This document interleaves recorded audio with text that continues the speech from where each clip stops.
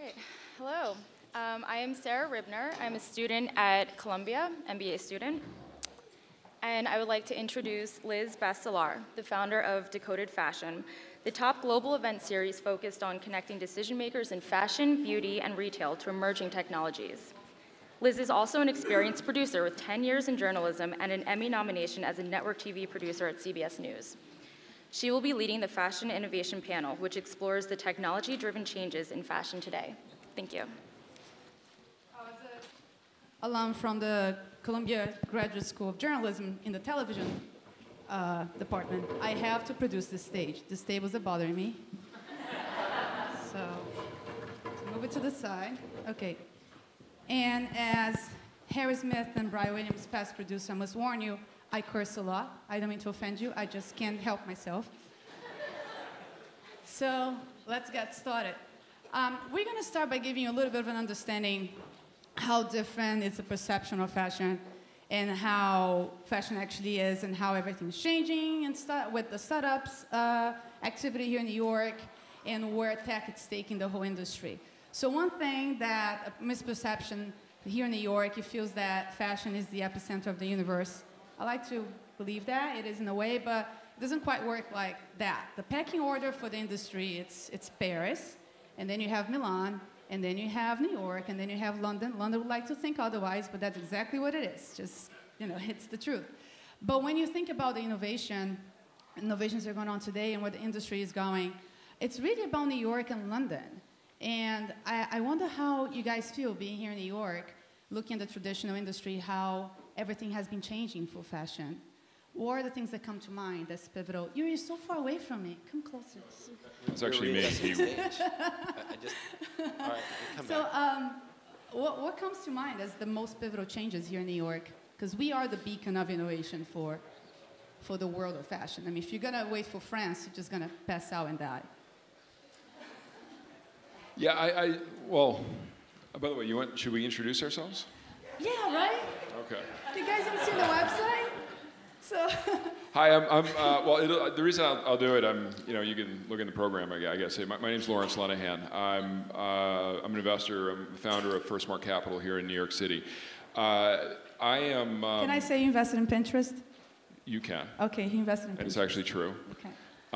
We're seed investors in Pinterest, Shopify. We do a lot of brand investing, and our background is technology. And although I've been in the retail industry my entire life, I started out at IBM, assigned to Macy's, did a startup in the retail industry, and then founded this business 18 years ago. And we've been investing in building companies like this, and it's been an interesting point. And for those of you, if you Google my name and business of fashion, you can see some of the things that I've written about and kind of a point of view, and how brands are shaping. But I do think the future of this industry are brands that connect, brands that really, really mean something. And we live in this world where we're more and more connected to one another every day electronically. We're less and less connected physically. And we're here at the top of the food chain because that's our tribalism got us here. We want to belong, and it's harder and harder to belong when you're belonging virtually. And so what we're finding is that more and more, why fashion is important is it actually signifies who you are, where you fit in the world, and what it means to you. And I think that's why you're seeing this splintering of really, really deep. Meaningful brands that may not be as large as some of the others, but just embrace and grab you, particularly as maybe their target customer. On the other hand, you're also going to see a lot more brands that you look at and say, "Oh, that's the ugliest damn thing I've ever seen." Well, it doesn't matter what you think. What it matters is the people who really embrace it and love it and agree with it. But so you're talking about the future. I'm talking about what about the past and right now. No, I'm actually talking about right now. Right now. And that's why I'm actually going to disagree with your point.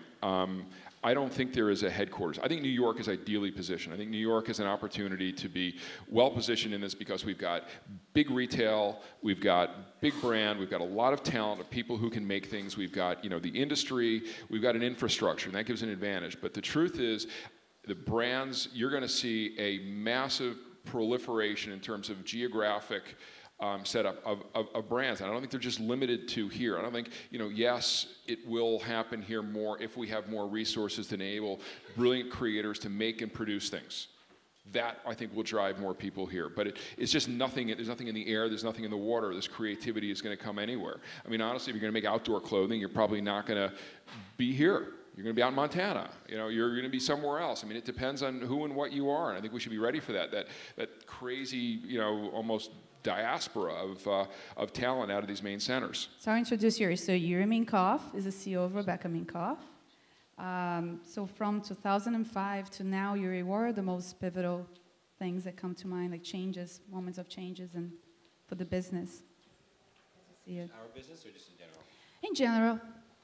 So I mean, I think Rebecca and I, we now have the largest global brand in fashion with a female designer who's a millennial herself, and that's kind of been a great accomplishment for us to go from a first year $250,000 in sales to being a 9-figure business now a few short years later.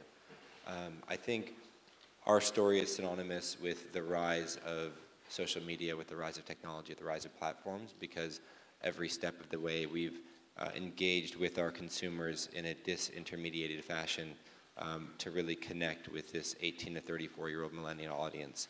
And I think you've seen over the last 10 years, whether it's platforms, whether it's smartphones, whether it's different technologies, we see a consumer embracing of these technologies, and we're there, right there with her, innovating with her to just try and keep up with her, because she's so fast and she's so advanced. And so we've really positioned ourselves at this central point between fashion and technology to leverage what's coming, to leverage what's emerging, to really create a closer communication and closer proximity with her every step of the way. Your brand was already adored by anyone who had innovation in mind in New York, but the store they opened last year pretty much created headlines across the globe about how to innovate the retail space. One thing that I talk about a lot is how innovation and technology is used by brands as PR moments, as PR, sometimes gimmicky PR tools, but to take a technology, any kind of tech, if it's hardware or software, and weave that into the consumer experience, it's kind of a big step, it's a mature step we're looking for. So how did you get there, and what does that mean to you, to create that experience that's not going to go away after the headlines? Well, I mean, I think on the one hand, you can do things for headline's sake. I think on the other hand, there's, if you take it from a software mentality, there's trial and error, right? Throwing things up, what's going to stick, what's not going to work. I think, if you just get in, get out, it can be a PR stunt. I think if you maintain it as a brand integrity point, that I think you get respect from your consumers, that you're exploring, you're A/B testing, these sorts of things. But what we wanted to do in our store is to bring the future of shopping. We wanted to figure out what were the pain points that a female may have when she's shopping, and how can we use technology to elegantly, almost behind the scenes, take those away. So whether now, we're not used to speaking to anyone, but we do things through touch. We do things through touching our phones and so forth. So how do we enable that touch concept? How do we aid discovery? How can we, when you walk into a fitting room, you get recommendations of what to wear and so forth, all delivered electronically? How can we introduce the designer viewpoint into shopping? So these are all great advances, and again, we've won huge praise for what we've done, but really it's to enable a better experience for her. Well, your story on your last column was an opinion column on business of fashion. You said that nobody knows anything in fashion. Can you explain to us why no one knows anything about anything? Yeah, I stole the title from this book called Adventures in the Screen Trade by William Goldman. He was talking about the very famous screenwriter, won a couple Academy Awards, and he was talking about the movie industry's inability to predict, hit films. And my point was the same here. And where what we have right now, there are some independent brands who've been able to march to your own beat and do what you want. But by and large, it's controlled. The bulk of the industry is controlled by fewer and fewer companies who control distribution, who control media, who control brand and capital. And the point I was making is that I think you're going to see just some crazy things that come out that just hit, that don't come along on trend, that don't, that are absolute discontinuities, and they're going to be judged as being ridiculous. And I think that's one of the beauties of where we are. There's going to be a lot of ridiculous stuff, and I think Give us an example. I mean, I used I used 2 examples in the piece, which are, and I could come up with loads of others, but black milk clothing. Does anybody know black milk? They make like Star Wars tights and Hobbit leggings, and I mean, you look at this stuff. It's the most ridiculous thing in the world. I mean, the company's probably doing $50 to $75 million. And growing like this, and what trend would have forecasted? Hey, I think Middle Earth cat suits are going to be big this season. Chubby's is does these these shorts, these old OP shorts. For those of you who are my age, when you had the kids in the in the 70s, you'd wear these kind of thick braided corduroy shorts, and they've created this whole movement around it. And you look at it like, God, these guys are a bunch of idiots, and no, they're not. They're actually brilliant guys. But yeah, there's an idiotic thing about it. And all the guys who view themselves as idiots kind of, embrace this. I mean, this is the thing that we're looking for. These, our tribes who we're belonging to. And when you don't have a couple of hands telling you what to wear and where to be and everything, you start making your own choices. And that's why it's going to be so unpredictable. Now, a lot of these brands you're not going to see these billion-dollar brands. I don't think any of those brands are billion-dollar brands. But there's nothing wrong with that. And I think that's going to be the exciting thing. All the Chinese investors, they're always looking for the billion-dollar brands. I think to your point on that, right, up until several years ago, the fashion industry was a very closed loop. And the way new designers and new brands would get cast it was a very formal process. You needed to have either great editorial support or great store support or probably both. And so I think we realized early on that wasn't going to be in the cards necessarily for us, but at the end of the day, if you can connect with the consumer has a passion for you, and if you can disintermediate that process, then everyone will want you, and then you can really set your own course. And so what I think we are finding today is you are seeing these brands that are having huge success because they're finding an audience, they're striking a niche, and they're doing things in such a unique way in terms of their marketing, in terms of the way that they're going to market. That it's fascinating, and they're playing outside the rules. Now, why do I don't think it's relegated just to New York. I think there is a mentality within this country around innovation, around change, that maybe in some other countries, it's more about heritage and it's more of a different process. And I think that there is a speed to market that we embrace, and an ability to market and connect with consumers, and I think that's what's going to win the day. Yeah, I think of the word disruption is just not a welcome word in most places. When we did the hackathon in 2013, that was the first time in the world that there was a fashion hackathon. The industry begged me not to use the word hackathon because they said it sounded illegal. Today is the coolest thing ever, right? In Europe, it's still a little behind. I feel like London, it's an exception, but Italy and France, they don't really want to meet with startups the way you guys do here in New York and in London. You were saying, Larry? Yeah, I was going to say, I just wanted to amplify one of Yuri's points about, that these brands starting up outside, and there are 2 points I want to make on that. Number one, I think what's also interesting is that you can see some darling brands that I think get enormous amount of attention in the closed loop, who are actually not doing well at all. Who are just flailing. You wouldn't know it by actually seeing all the media and the press and the red carpet and everything else like that. But they're flying. Why? Because they're not connecting. Because somebody ordained them to connect, rather than connecting. And I think you guys have done an amazing job on connection. And the great thing is that the innovation that you've shown. And you said something that I just love, which is to your point, which is people use technology as kind of a PR, as a stunt.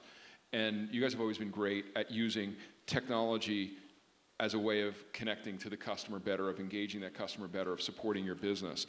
And so, and to your credit, I mean, you guys do a lot of talking about connecting, but the part that nobody talks about here is that how hard it is to get to 9 figures. It's not like something, all you got to do is just, connect to your customer and then just everything happens. It's hard to build $1 million business. It is not twice as hard to build a $2 million business. It's 4 times as hard. It's not twice as hard to build a $4 million business as $2 million. It's 4 times. And so you have this exponential curve which people don't understand. And to combine that, I mean, we talk about all the technology, and we can have a wearable ring that tells me that I got a text, but the ERP system that dominates every retail, brand, commerce brand below $50 million. It's still the same fucking thing. Is Excel. So spreadsheets, that's your ERP system, and everything has, so this is where the innovation should be happening, and there's no innovation. It's brain dead. You know, NetSuite is the new kid on the block, and it's a 20-year-old company. They couldn't imagine what happens right now. I was just meeting with a luxury company yesterday in London, and each product there starts at 300 pounds up. You know, their shoes for 1,000 pounds, which is nothing. And I asked him, forget about who's been to your store today. Some brands do not align with use of beacons. Maybe even you, Yuri, who loves tech, might not do the beacon thing that much. But do you know who made a purchase today? And they don't know the answer. And I find that quite unacceptable for luxury to not know the answer to that. Who purchased today? Yeah, I mean, I think as you're taking, whether you call it big data or whether you're having information services, these things are so key. And what's great about today, especially with cloud-based systems, is you can get smaller companies that can compete with larger companies, you know, that have, you know, sometimes you'll read in the paper that, you know, a department store is making a $600 million tech investment, and I go, oh my gosh, a $1 billion tech investment over the next 3 years. They're just stuck with these legacy systems. You know, we're able to leverage best-of-breed, first-generation cloud-based systems, and as we're seeing some of these startups come on that provide, you know, just great data. It's one thing to sit there across, you know, a social feed and get a sense of it, but it's another thing when some of these great companies are providing analytical services to see what are consumers reacting to, what are they searching for, what's trending today. You know, as you're looking to disrupt supply chain, you look at a company like Reformation, which is a company, right, that's able to produce 6, 8, 10, 12 at a time. Well, you look at someone that their supply chain can change within 2 to 4 weeks notice, and you're able to take instant consumer sentiment of what people are looking for, what people are shopping for, searching for right now. And if you can not take the normal fashion supply chain and wait 6 months, right? You go take it to a runway show, get a sample, make it to market, come out 6 months later. But how fast can you turn on that? You know, these things can be so great in terms of, you know, how do you disrupt that supply chain? How do you disrupt logistics? How do you disrupt the processing of data and interpreting it back? And I think the speed at which you're able to provide that data and move those things around, it becomes a new era of retail because you're responding to the customer in real need, in real time. And I think that's the fascinating future of where startups will come into play. At the risk of just spending the next 30 minutes just complimenting you over and over and over again, you know, I mean, you know, it's amazing. I mean, because I mean, I think that you just brought up a really good point, which is that, you know, the fast cycle, small runs, the ability, you know, to do these things. And we talk about connection, and we think about your front end, your system, your Instagram field, and everything else like that. The most intense relationship building connection you have is when a customer opens your product, opens a box, and puts it on. That is a connection. That is the connection we're all solving for, because you get money and you deepen that relationship. It's not how many Instagram posts you have and how many likes and everything else you got.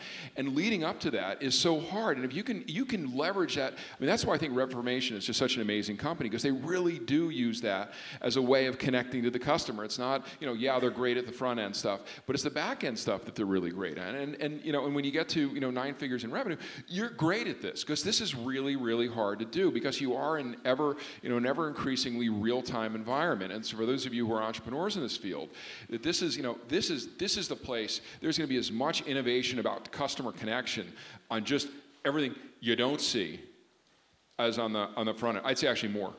I think it is the age to look at your business, the back end of your business, and be smarter. Yuri is one of the few people that I know takes that quite seriously. But I look at a lot of the large brands, and they really focus all their dollars on the PR and the marketing. When they think tech, it's PR and marketing. They don't think about changing how it can affect the bottom line, like their budget sheets. Well, yeah, I mean, also... Why, Yuri, why? Well, just to also, you know, it's interesting, you know, L2, you know, does this grading of kind of the digital prowess for companies. And, you know, a couple of years ago, the weight was around, you know, social media, and it swung, and it kind of became grading around things that were considered boring but were really tech infrastructure investments. You know, it was almost the Amazon approach. And I can tell you, even having similar product, we've started to invest heavily in some of our back-end systems in terms of our capacity from a digital perspective. Things that you might think are boring investments, but the payoff is just gigantic. And you cannot underestimate, right, having a robust system, how fast your site loads, you saw what Google did this week, right? If you're mobile enabled, right, it's going to come up first. So the great thing is some of these investments are getting less costly, but you do have to make them because yes, it's important to have good product. Yes, it's important to connect, but you also want to be discovered. You want to have a great experience, and those things are becoming so much more important. What's your sense of how much of the industry is mobile enabled? Because I was in London when they announced that, and people were crying in the streets when they saw that headline. You know better than What do you think? How many fashion brands are mobile enabled? It's so different for every different brand how they connect, but it's more and more. But I think I got to be honest with you. I think a very small portion of the industry. I think mobile is a industry. head fake. I think mobile is a gigantic head fake, and I think people just look at this as another way of just, let's deliver the same experience, but just smaller. And we have it responsive site, so we can just block it out and move it around to different places. I got to be honest, I think that when you come up with, well, for instance, I'll give you an example, so I'm putting my money where my mouth is. I'm a co-founder of a luxury brand by the name of Norrisol Ferrari. Our whole point of existence is that we think luxury is broken. Luxury is I have it, you don't. If we all have it, it's not luxury. And so Michael Kors is not a luxury brand. Coach is not a luxury brand. Luxury brand is the thing that only I can have. And I believe luxury is about value. It's not about red carpet. It's not about marketing PR. You actually have to show value when you sell a $15,000 Python trench coat. We don't let you hit our site, mobile, because if that's the amount of time you're willing to invest, you're not that serious. Now, what we do when we send our collections out to people, actually that part of the site isn't mobile, but it's a different way. It's a backdoor that you get in. And so, I think we're trying to make a statement there by forcing you out of mobile. Honestly, one of the things we've joked around with one of our brands on, who does a lot of radio advertising, is having a mobile experience geared to being able to drive and not crash your car and order the product when you hear the radio ad. Now, this may sound. I think you should do that. Well, no, you should do it if you're going to order the product. But those are the thing. I think this is a way. I think we're tipping. So it's a head fake in terms of that it's just not the same. But what it is there's a different context. If you're looking at the Lane Crawford boutique in downtown Hong Kong versus the one at the airport, those two stores are different. And their merchandise different. The experience is different. The reason the experience is different because there's different context. Here I'm going, oh crap, I forgot to get my secretary a gift. I got to get Uncle Joe a belt. Just something like that versus where I'm going to a more immersive experience. And that's where I think you're going to see just a lot of creativity and connections that brands are going to figure out how to use this because they understand that connection. The customer is going to again amplify that connection. You guys have been agreeing a lot. Let me try to make you disagree for a second. You say that multi-brand retailers are fucked. Can you explain why? And maybe Yuri will not agree with you, I'm hoping. I would never say that. That word. That is disgraceful, Liz. No, I did say it outside, but I apologize for her quoting my profanity. Well, here's why. Because I think I don't use the term retailer. I use the word reseller. And I think that retail is dead, and you're going to go into one of two camps. You are a reseller, or you are a service provider. As a brand owner and a brand investor, I'm willing to pay you for services provided. What are the services you do? I tell all of our brands, wholesale is not a revenue strategy. Wholesale is a marketing strategy. You get there. We pay you. I pay you, Mr. Retail Company. I pay you 60% because you put it on your client and you say how much you love this brand and how great they look in it. I'm not going to let you sell it on my website. That's going to have more and more happen. You're going to have that stop. So their e-commerce businesses are going to be dead. I don't think they provide any value other than physical location. I think there are going to be other dynamic ways to go do that. So I think every single day, they've grown up with this kind of gatekeeper mentality, and it's going to backfire on them. I happen to think there's enormous opportunity for them, which I can go into, but I think that just the idea of just, I am a gatekeeper, I own a piece of geography, well, the geography doesn't matter anymore. So now I have to rethink every bit of my operation, and am I brave enough to be able to, disassemble and reassemble my entire business into something else? I don't know. I mean, Christ, Macy's new growth strategy, a year ago when they announced it, was outlets. Look at Macy's. I thought Macy's was an outlet. That's so fucking true.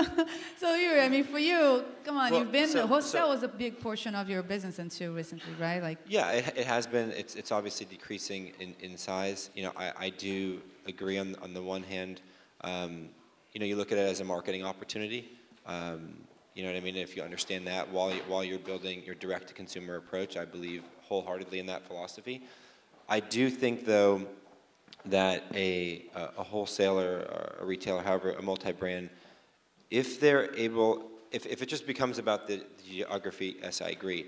I think, though, if they are able to develop their own brand as a place of curation, as a place that offers a point of view, I believe there's a service that's added there from a styling point of view. I believe that you're going to come shop in my store to experience my brand and to really immerse in who Rebecca Minkoff is, who she is as a person, who she is as a brand, what she means to you. There are certain stores we all go to brands because we want to feel cool. We want to feel like we're part of that tribe. We want to feel like we're part of that club. But I do believe that there are certain retailers that do a phenomenal job of curation, right? If it isn't just, okay, I want to go wear Rebecca Minkoff today, it becomes about, okay, what are some of the best stylists in the world, and how are they putting these looks together, and how are they putting these pieces together, and how are they putting those things together? And some of those things in an online fashion, I think, Farfetch does a phenomenal job, which is kind of a blend.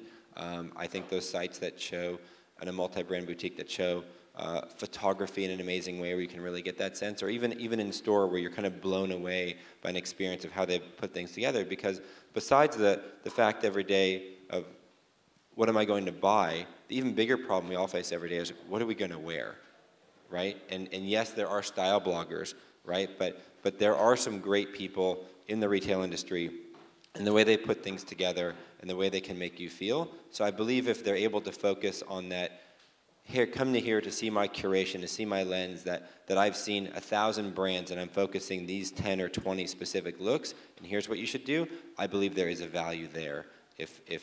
And you can almost reconnect with where they started, which was, 30, 40, 50 years ago, which was, I'm going to this store because they're going to have things that I want. And if they can reestablish that, then I think there's a future there. Yeah, I agree. It's a service. They're providing a value at a service. I mean, don't get me wrong. I mean, over and over. Tommy John, my men's underwear brand. Nordstrom. I told you we were not talking about underwear. I can't help. It's the greatest underwear in the world. TommyJohn.com. No, okay. We always talk about underwear. It is the best underwear in the world. But Nordstrom made that business, and and we now manage the Nordstrom business because most of that business is direct. For Norrisol Ferrari, Maxfield out in L.A. made that business, but gave it credibility by putting us out there next to the best brands in the world and saying this brand is amazing. And so we continue to use in all these stores a healthy blend, but understanding that it's a means to an end, not an end. Well, and you think about apps, right? Who in the audience can look at the phone and see a mono-brand app, like an app from a brand that you like? You probably don't have an app at all that represents one specific brand. Usually people have apps from retailers. Let me guess, you have the Minkoff app. Of course I do. Yeah, I've got a great idea for a map. Now, how about you have a closet, you take everything in your closet, and then you put it on there and you sell it.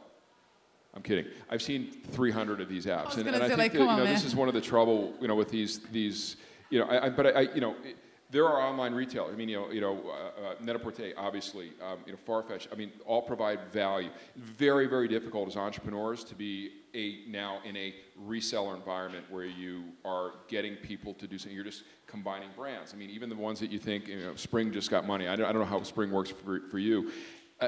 Some brands have heard that it works well, but it's a lead gen business. I mean, it's an affiliate marketing business. And so how big are these businesses when you get out there, and how sustainable? I mean, I don't think that this is I don't think that, somebody will come and prove me wrong by having a brand new kind of shopping experience, but I think, these kind of reseller apps, reseller businesses online don't provide enough value, and I think you're seeing them get more and more squeezed down on margins, and especially tough when you look at the ultimate reseller, Amazon. Amazon, the interesting thing about Amazon as a brand, you're almost, for a small brand, it's almost break even whether or not you sell directly to your customer or sell through Amazon, based on the cuts. 39% of all search originates in fashion within Amazon somewhere. I heard something like that. Yeah, it's some ridiculous. So absurd. Before we open for questions, we need to get a little tech here. And you should think of your questions. I want to hear some questions from you. This is a threat. And if we know that you don't want a closet app, we know that getting a styling app, it's not the ideal thing. You are not for Smart Today, not an investor. You're not Beckham Minkoff. We are going to launch a startup. What's that startup should be about? What kind of startup would you launch if you were to be my co-founder today? What should it be about? Am I a talented product creator or am I a technologist? You're a technologist. I would develop infrastructure because I'd be alone. It's good to be alone when you're an entrepreneur. You don't want to be the 201st person with a closet app. I would be rethinking how the infrastructure of this industry is going to change so dramatically, and there's nothing there. I think if you look a couple weeks ago with what Chanel did about price harmonization internationally, I think there's a tremendous opportunity as you look towards brands being global, which have things having to do with supply chain, logistics, shipping, these sorts of things. How do you get things from point A to point B? Where are you establishing your warehouses? I think even for ourselves, we're looking at what percentage of our sales are coming from outside the U.S. And you start dealing with flow of goods, warehouses, foreign language translations. Are you creating a harmonization model? Are you not? There is so much money to be had there as you're looking to export brands on an international basis that it's scary because there's no efficient system right now. And that whole supply chain is broken. Unless you're a big luxury house like a Chanel where you own your whole distribution everywhere in the world, there's such a small handful of them.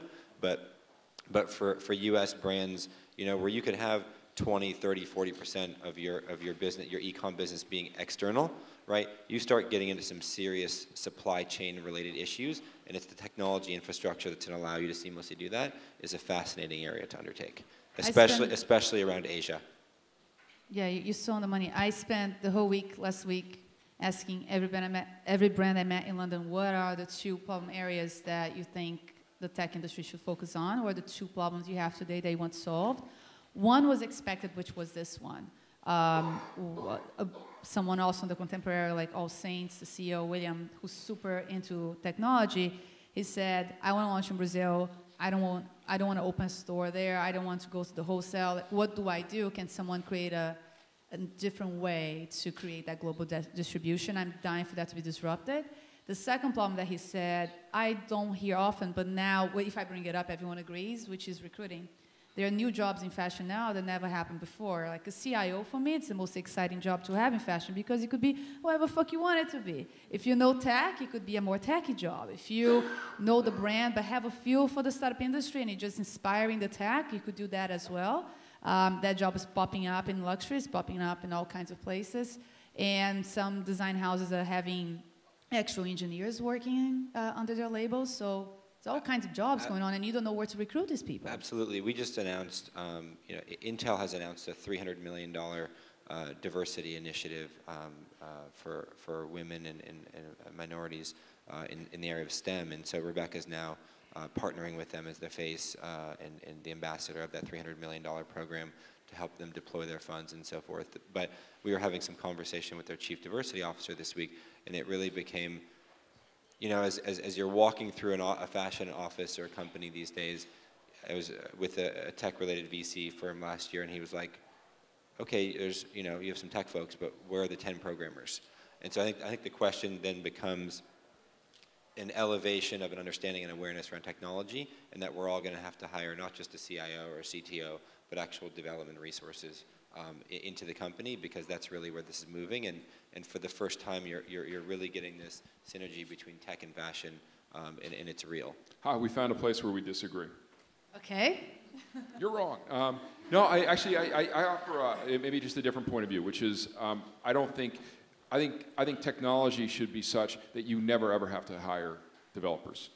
That the code that you need to run your business is abstracted at a business process level, and you should be able to run your business on that. Now, for last 37 feet, where there isn't, it's an expression of brand. That I can see. For integrating, systems integration technology, where you're looking at raw materials, I can see that. But just coding resources, I think the fact that you need those is a failure of the companies who are developing infrastructure. No, if you want to create an app, you go for the agency. You can just do it yourself. So I agree that one should focus on platforms and external systems. What I'm talking about are the tweaking of things to get this personalized service, right? So instead of hiring, obviously these platforms and so forth are going to take you so far, right? But as you're looking to build out highly customized things, and you want to be ultra sensitive to the fact of, if you have an email database of X number of people, and you want to start optimizing this in a very fine fashion. I think one of the biggest opportunities for this country is to develop artisans who are really, really strong at technology and can amplify their artisanry to develop some of the most innovative, incredible products using all these materials that are going to be developed more every day. Yeah, and another thing that we're working on in the East Coast, between Boston and New York, it's the development of products themselves, right? The new generation of products, bio products, bio leather, grown in the future of what materials could be. But I think it's still 5 to 10 years out on that. Talking to the guys from Intesa and all of that. So we have some questions in the audience for our panel. We have one right here. Liz, we'll have people queue up behind this mic. South by Southwest style. I like it. We want to capture their questions on. We want to capture their questions for the video. Thank you. All right. So fashion is not a U.S. kind of thing, and I know you alluded to that. How is the? I'm sorry. I'm Betty Wong. I'm a Columbia alum. And I'm the founder of Intro America, which is a platform to introduce American culture to internationally to international students. So how is the New York and U.S. fashion companies dealing with international customers? I mean, you talk about people having to go to your store. How do they find out about your store? What is the platform to reach, globally, especially with the euro being low now and people going to Europe to shop? So I think it's a multi-pronged system. I think that there are the easiest way in. I think there are today still certain whether they're retailers, wholesalers, however you want to call them. I think there are still certain stores that are so important. You look at Paris, you go to Galeries Lafayette. Right, that is dramatic theater. You go to Hong Kong, you're going to go to Lane Crawford. So I think that there are certain key stores which provide a legitimacy for a brand. It's a marketing exposure and so forth. I think that as you're looking at how you're optimizing your marketing, where you're spending your search dollars, your SEM, your SEO, those sorts of things, I think it really becomes about how do you extend that into those foreign countries and even in those foreign languages. And these are things that we're just starting to test right now, and the return has been astronomical, way beyond what we thought. So I think it's the combination of being in the right place. I like to a degree how even some brands will go in with a pop-up shop or a pop-up store and make kind of a splash, right? So how do you start building out some social connections at first, finding some brand ambassadors, some brand advocates, right? Creating some excitement over, even if it's a week or a month, how are you in a key store that's going to be seen? And then how do you infuse that and back that up with the proper, localized marketing there? And all of a sudden, you're going to find those cool early adopters, right? Those key evangelists, because you had the key influencers, the key bloggers within an area, and all of a sudden you start to create a little bit of a storm and a swirl. And if you can make that process and buying experience seamless for them, that's the beginning of that seed, of that bud. Yeah, I'll be honest with you. I think this is one of the things that I personally struggle with the hardest. I don't have the experience. Our brands are, you know, aren't there yet, and it's really, really complicated. Like you said earlier, there are hard systems, and I think it's going to be vital. One example that I want to give of how powerful is the influence of tech in changing the industry in that field is, well, if you go to Chanel.com right now, you're going to see that you'll be able to shop online. You're going to shop fragrance, you're going to shop makeup, you're going to shop skincare. They've announced that you'll be able to shop collections. I think it's next year or 2016, something like that. It was like a very far from now projection. 16, yeah. But even the little that they have to shop right now, if you visit Chanel website in China, the shop option would not be there. So many of the luxury sites in the world, if they look of e-commerce, they do not open e-commerce in specific areas that they think it's too prone to fraud. And right now, there's about 3% of their revenue that is fraud. It's revenue that they lose because of fraudulent purchases. One startup that I know that I love that's based in Ireland, you should talk to those guys, by the way, they're amazing. They call I want to talk to them too, because the fraud is a big problem. Oh, let me tell you, it's called Trustev, Trustev. They won our South by Southwest competition this year. They bring that fraud to absolutely freaking nothing, zero. It takes them a month. They create a machine learning algorithm, and they're allowing luxury brands to be able to open up markets in Russia, in China, Brazil, places that fraud does occur, and protect the revenue from those brands. So just an idea of how everything's changing. So next. Hi, I'm Grace. I'm an alum of Columbia College. So I wanted to speak about, there's two trends I feel that's happening in fashion, luxury fashion. One is definitely the Asian market, how much that is becoming a growing consumer base. And the second one is also online retail and how much it's getting easier to reach a lot of the consumers in Asia. My question is into a lot of more independent, smaller boutique brands. Perhaps Rebecca Minkoff, several years ago when it was a smaller brand, and when these brands want to go into the Asian market via online retail, what are your thoughts on that? Because I know in China, for example, there's mobile shopping is very popular. It's much more prevalent than it is in the US. A lot of these boutique brands, when they now want to expand to Asia, they can maybe have less overhead costs via retail. What are your thoughts on this? I'll give you a couple thoughts of mine. Oh, China, Asia, it's so important. We're launching there in July. I'm very excited. But one thing that I can tell about China for sure is China and Japan. Japan is funny. Like you go to Shibuya, it feels like you're in Fifth Avenue. All the Brazilians on Fifth Avenue are the Chinese in Shibuya in Tokyo. They all go to Japan to buy because the yen's so low now. You see that Farfetch, who we talked about, is the one fashion unicorn that everyone has been talking about lately. The focus for José right now, his name is José, not José, he speaks Portuguese like I do, is China and Japan. So all his focus, all his growth is in China and Japan because it allows brand boutiques to be able to have this large mobile presence.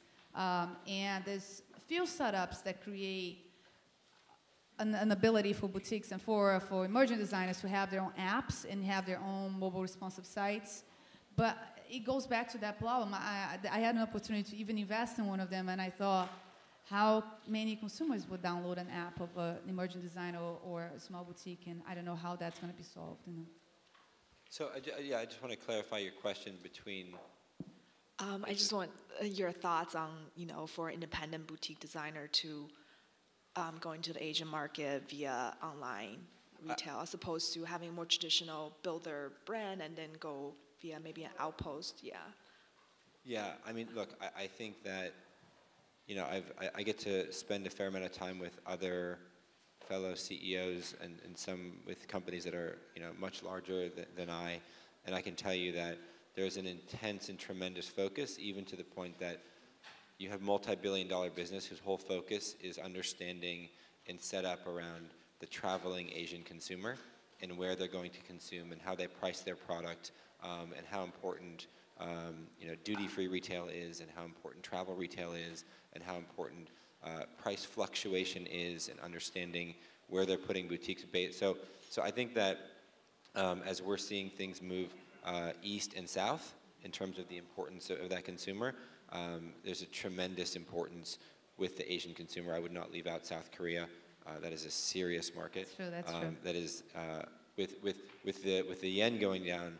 Yes, you are seeing more Chinese going to Japan. I think before they were going to South Korea because of the duty-free and also because they have the best plastic surgery in all of Asia. And so it's a fun experience to watch. So I think that those are tremendous markets. Clearly, whether there is a store like Elaine Crawford, right, in Hong Kong that gives an eyes to the world. I think what Alipay is doing is fascinating. What they've announced, the ability to put a widget or some code in your site to let a Chinese consumer pay leveraging a system that they're normally comfortable doing. I know that we've been visited a lot. We'll be rolling that out shortly.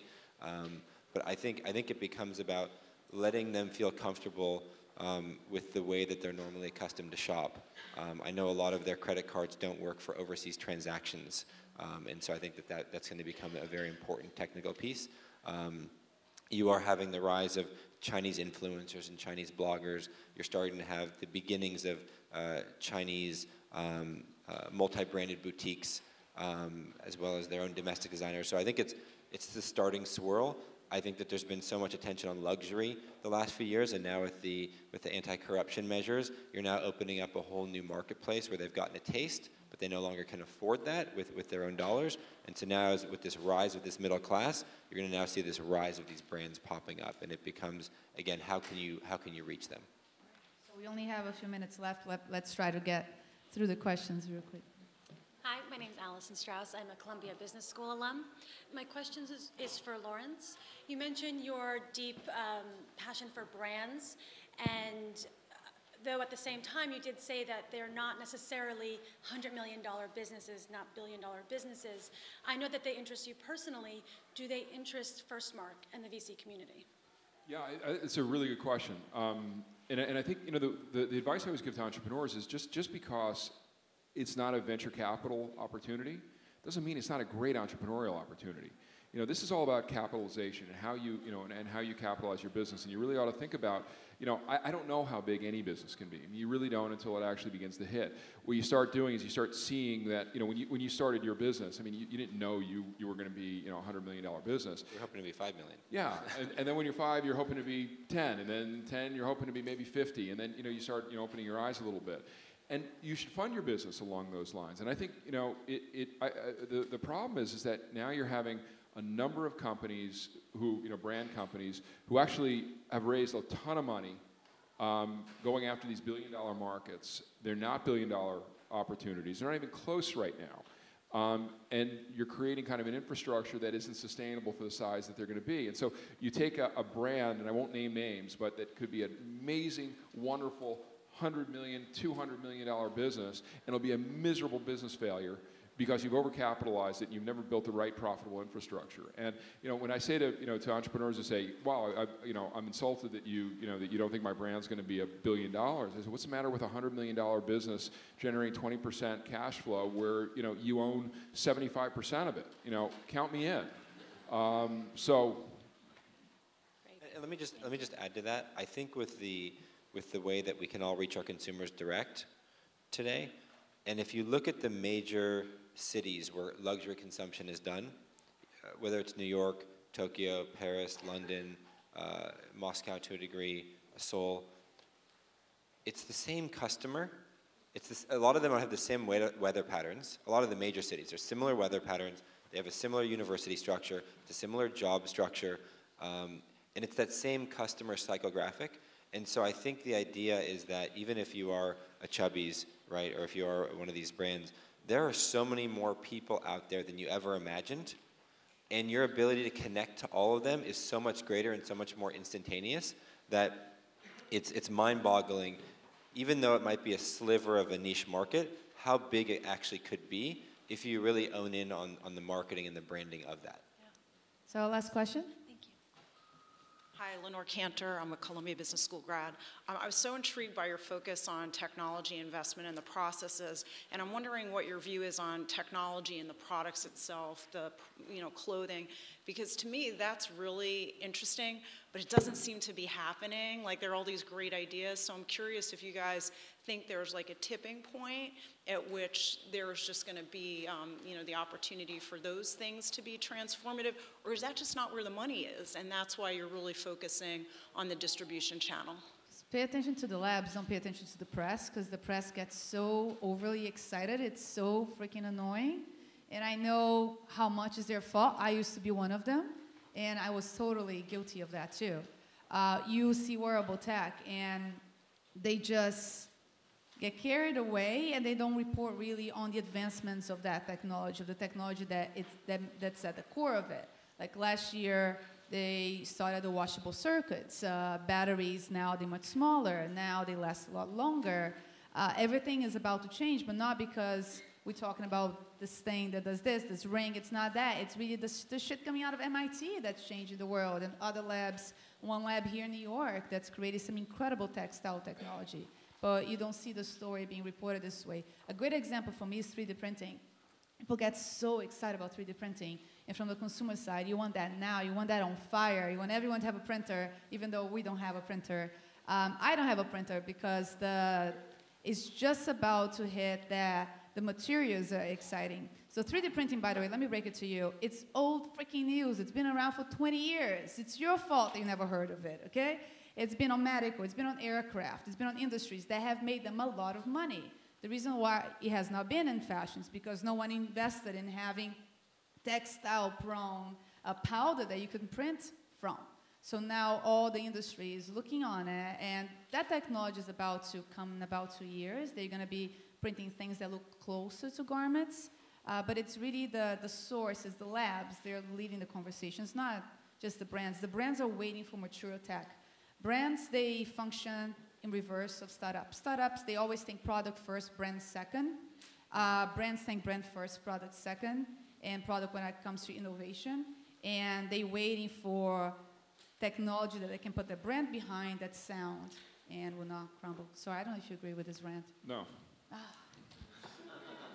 Well, I mean, I hate the term wearable tech. I think it's like saying, well, hey, I have this new thing. It's called wearable. It's like wearable wool.